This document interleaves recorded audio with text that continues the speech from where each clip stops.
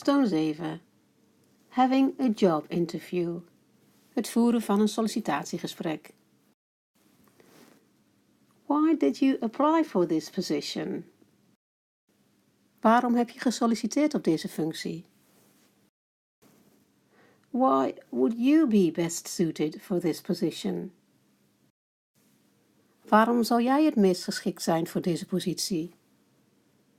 How do you react to criticism? Hoe reageer jij op kritiek? How do you deal with pressure? Hoe ga jij met druk om?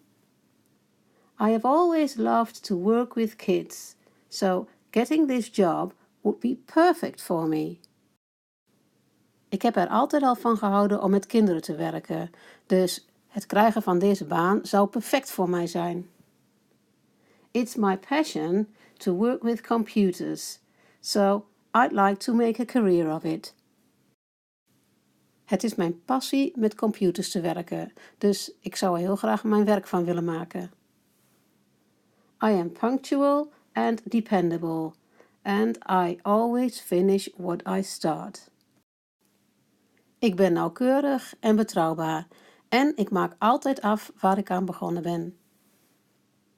I am a very dedicated worker, and I am well organized. Ik ben een zeer toegewijde werker en ik ben goed georganiseerd. Most people don't like criticism, and neither do I. But it's all right if it's fair. De meeste mensen houden niet van kritiek, en ik ook niet, maar het is oké als het maar eerlijk is. Most people don't like criticism, and I don't either.